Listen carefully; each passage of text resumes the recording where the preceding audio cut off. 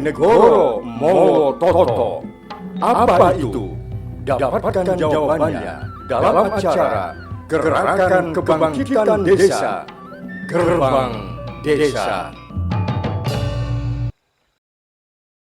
Saudaraku, masyarakat desa seluruh Indonesia dimanapun saudara berada. Saya selaku Ketua Umum Parade Nusantara yang di masa lalu ikut serta berperan aktif sebagai inisiator, motor, dan pelopor dalam rangka mengawal lahirnya Undang-Undang Desa, saya memandang perlu untuk memberi penjelasan melalui mimbar ini bahwa sejatinya badan usaha milik desa, seperti yang saya jelaskan di depan tadi, hakikatnya adalah sebagai pintu gerbang kebangkitan masyarakat desa Indonesia. Kenapa harus dikasih pintu gerbang agar bangkit? Karena selama ini desa distigma identik dengan kemiskinan, kebodohan, dan keterbelakangan. Oleh karena itu, diadakan satu aturan melalui Undang-Undang Nomor 6 Tahun 2014 tentang desa, diatur dalam bab 10 yang mengamanatkan bahwa setiap desa, pemerintahan desa di Indonesia harus memiliki dan mendirikan badan usaha milik desa. Apa sebetulnya prioritas usaha yang harus dilakukan badan usaha milik desa di masing-masing pemerintahan desa? Sebetulnya tidak perlu ngoyo-woro, tidak usah sulit-sulit dalam memulai usaha badan usaha milik desa di pemerintah desa masing-masing. Prioritas utamanya, saudara sekalian, adalah bidang usaha yang harus dipilih adalah memang bidang usaha yang relatif sudah dikuasai oleh SDM, pengelola, pengurus badan usaha milik desa itu sendiri. Utamanya bidang usaha yang diarahkan adalah usaha untuk menyalurkan barang-barang subsidi negara yang diperuntukkan untuk masyarakat desa. Seperti apa contohnya?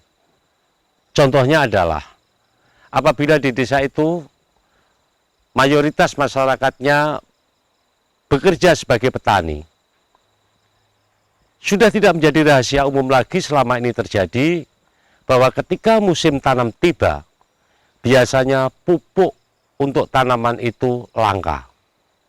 Kalaupun ada, biasanya harganya lebih mahal dari yang sesungguhnya. Mengapa itu terjadi?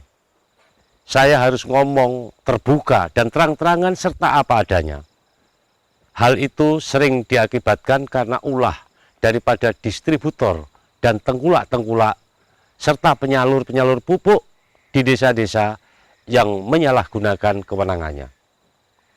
Agar tidak terjadi permainan distribusi pupuk untuk petani, agar tidak terjadi permainan harga oleh para pengecer-pengecer pupuk, hendaknya barang vital yang dibutuhkan oleh petani itu ke depan disalurkan melalui badan usaha milik desa. Pertanyaannya kemudian adalah, bagaimana nasib daripada pengecer-pengecer pupuk yang ditunjuk selama ini? Tentu bisa diatur, tidak harus dimatikan, tetapi harus menggandeng usaha bersama badan usaha milik desa.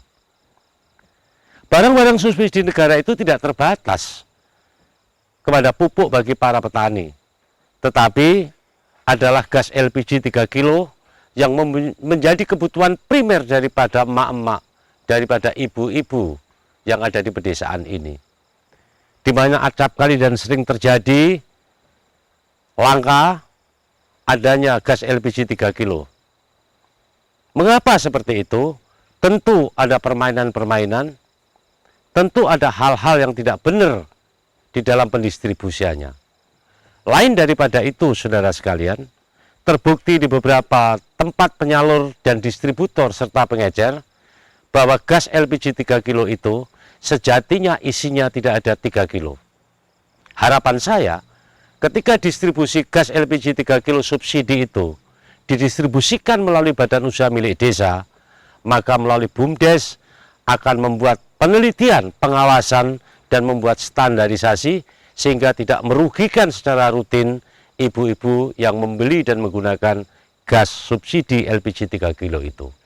Saudaraku, masyarakat desa semesta Indonesia, dimanapun saudara berada, sesungguhnya bidang usaha yang harus dipilih masing-masing badan usaha milik desa di setiap pemerintahan desa,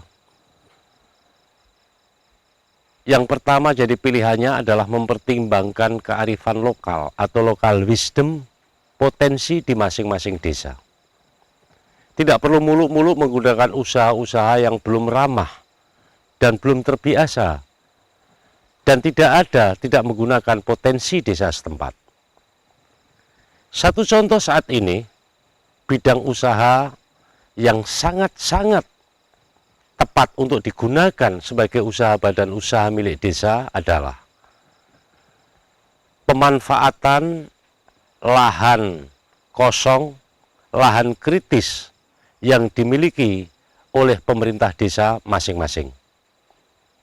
Saudara sekalian, sebelum lebih lanjut saya kupas tuntas dan saya bahas habis masalah ini, izinkanlah saya memberi ilustrasi bahwa negara kita Indonesia adalah negara yang ada dalam lintasan garis khatulistiwa, mempunyai iklim yang cocok untuk tumbuh dan berkembangnya semua tumbuhan.